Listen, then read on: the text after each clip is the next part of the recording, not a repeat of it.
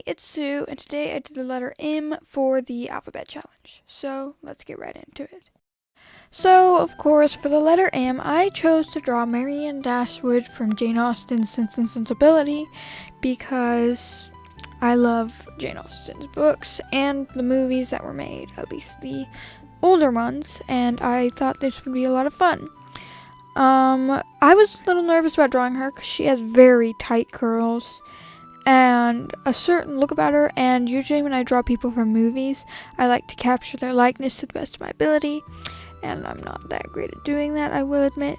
Thankfully I had a reference, but it was still kind of difficult. I'm not entirely happy with the way this picture turned out, but it was good enough for me to be, not at the point where I was going to burn it alive or something, The reference I had of her, she wore a pretty cute hat, but it was a little hard for me to do because it is like a wicker kind of straw almost, and I'd never drawn that before, so it was a little difficult. I did really enjoy drawing her outfit though, because as is common for I think the Regency era of England, they had very high-waisted dresses, and in this particular dress she had little more transparent bits up by her collar, and of course all the dresses had square necklines because that's just what was in style. These hands gave me a little trouble, and I'm not totally happy with the way they turned out. They feel a little odd, but there was nothing I could do about them.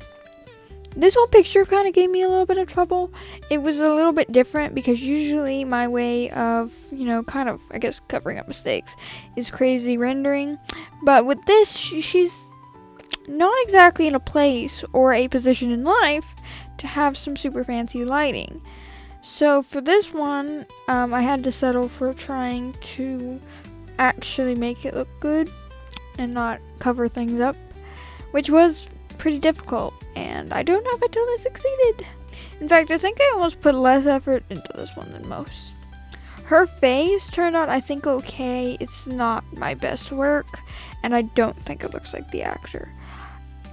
Her eye, by the time we hit the line art, one is up completely on the top of the face. Thankfully, I realized that a couple days later, and I'm able to go back and fix it before I post this video. After I finished the sketch, I was pretty much ready to start line art. I wasn't really intending on doing a bunch of sketches. So after editing a couple of the features and moving things around, it was time to do that. I did flip the canvas and use the liquify tool to edit things, but even after this, I did not notice how askew the eye was going to be. So I just had to move around that. The line art didn't give me too much trouble. Again, I tried to make it look like the actor. Did not succeed at it, but there's nothing I can do about that. I don't have much to say for the line art. I think Marianne might be one of my favorite characters in Sense and Sensibility. However, I also really like Eleanor. I mean, they're all really, really amazing. I have never read the book for Sense and Sensibility. I started it, but I didn't get around to finishing it yet. Her mouth was giving me trouble. The lips looked awkward. I don't draw lips enough. I probably need to do a study on that or something. Yeah. Currently, I'm reading through Pride and Prejudice. I'm hoping to get to Sense and Sensibility after that one, since Sense and Sensibility was the first one I made. My goodness, I'm saying Sense and Sensibility is every single time is getting really annoying. Yeah, but I intend to read this one next. I just don't know how long it will be until next time is. Yeah, the shape of her hat was a little bit hard to get across because of the angle my reference was at. I turned her head to be looking the other way to make the pose more interesting, and because my reference was turned that way, if I was going to try and capture the likeness, I needed a reference like that.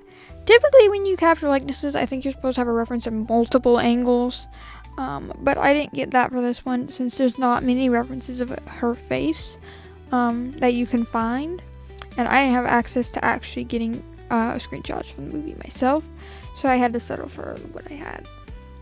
So now we move on to the coloring and rendering, and I began with soft shading on her skin and clothes and all that. I had a lot of fun coloring the transparent bits on her dress. It was a lot of fun. I didn't go too crazy with the rendering. Most of it was cell shading.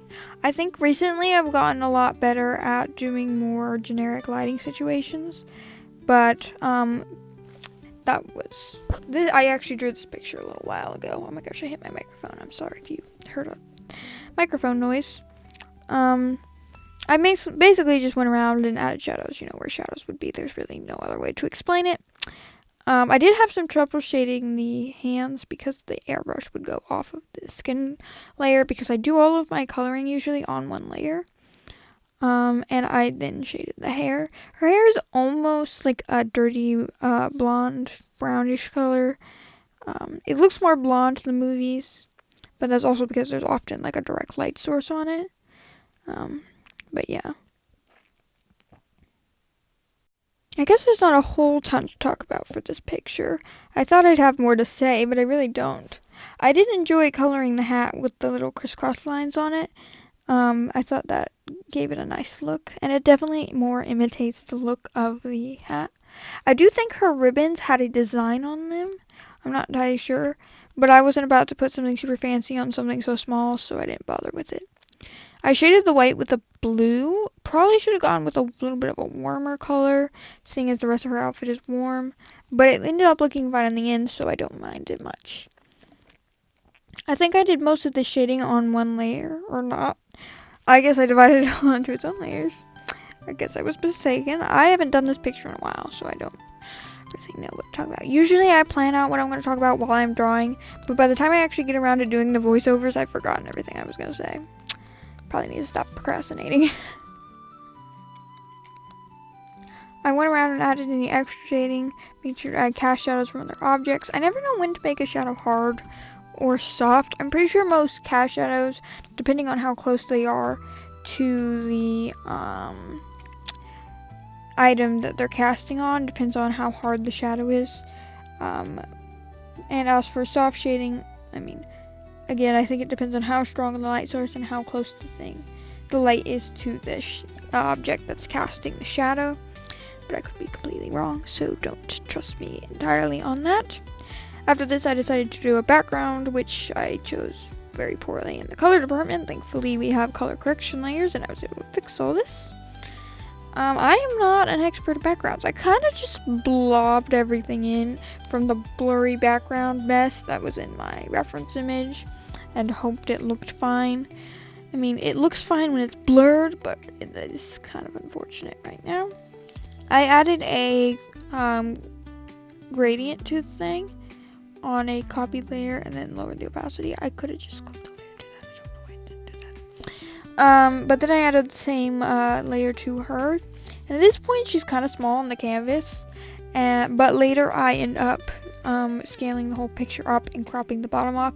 And though I do like the look of the longer scaled picture, I do think cropping it did help with the composition. I added some light rays too to kind of add some interest. I was trying to just make it more interesting for me, because personally normal lighting situations aren't that interesting. If you look at most of my art, you can pretty much see that I really like crazy lighting situations that sometimes don't make much sense. Of course, I saved the picture and then added in the final touches and anything else I needed to. I adjusted the hue and saturation and brightness and anything else. I also signed it. But it wasn't until about this point that I realized the eyeball needed fixing. I did add a noise texture, but after I flipped the canvas, I lowered and raised one eyeball and then just edited around it on a layer on top of the rest.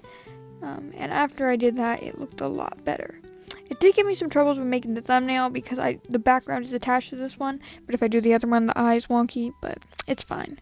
This is the finished picture. I hope you guys enjoyed the video, and I hope to see you all in my next video.